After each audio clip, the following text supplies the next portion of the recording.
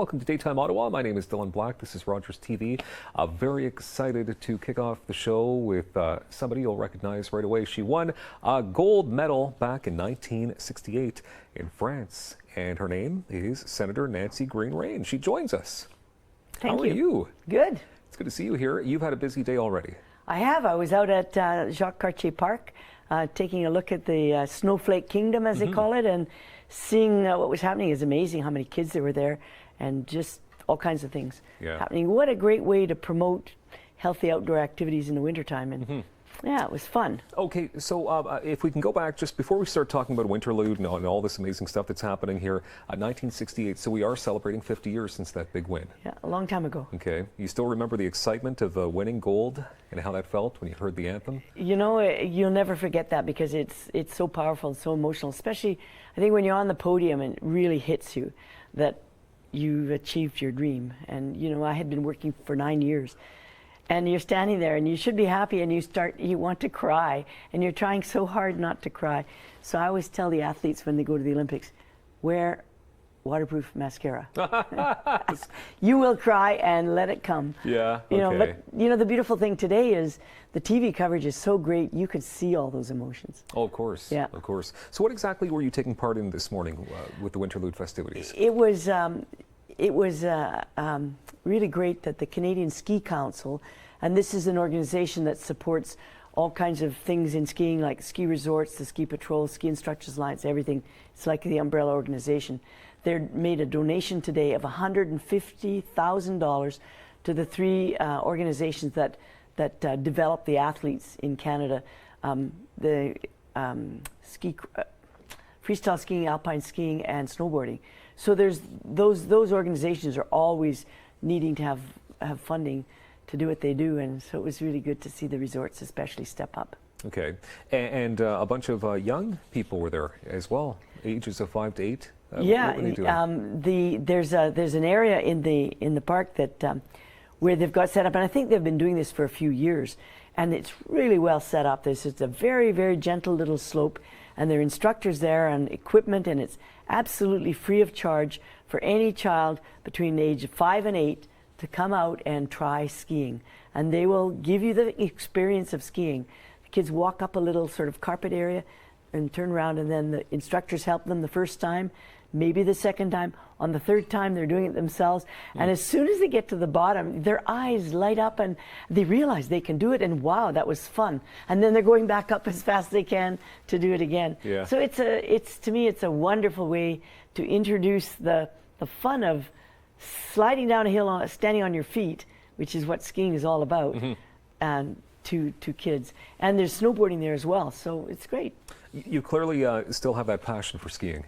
Oh no, I mean it's a lifelong sport, and I started when I was 3, and one of the people that inspired me was the Wurtle sisters from Quebec, and Rhoda Wurtle was skiing last week.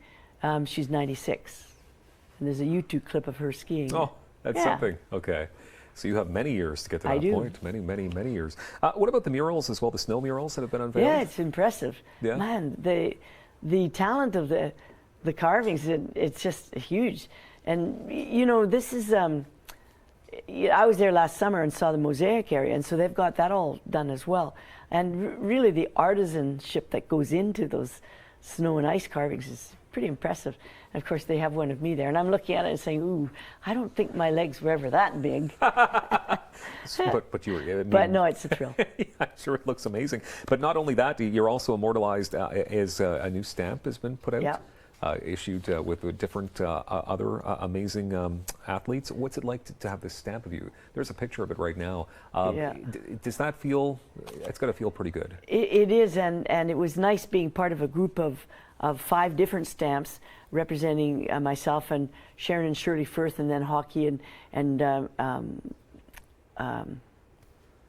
Sarah Hughes is there, yes. and the disabled or the handicapped curler. So, and we were at the launch listening to their stories, and I knew some of the athletes, but not all of them. And yeah, it's nice. It's got to feel good. Very nice. Do you think you'll ever get a postage in the mail, a piece of mail with your stamp on it? I already have. Oh, you have? Somebody sent, I guess they did that on purpose. No, they said they addressed it to me, and then they said, send it back, put it in an envelope and send it back. You've done so many amazing things as well, being a senator. So you've been a senator now since 2009? That's right, and it's been interesting. I've really enjoyed it. It's hard work.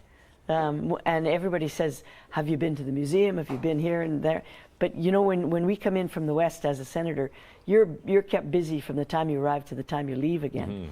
So I'm going to have to stay over a few weekends between now and May to make sure I see some of the wonderful things there are to see and do in Ottawa. Okay. Yeah. How often do you get into Ottawa? Because you're out of British Columbia, of course. Yeah, whenever the Senate is sitting, I'm here. So I arrive at around 5 o'clock on a Monday night and leave at about the same time on Thursday to go back home. Okay. Can you tell us at least of one of the amazing initiatives that you've been a part of as a senator?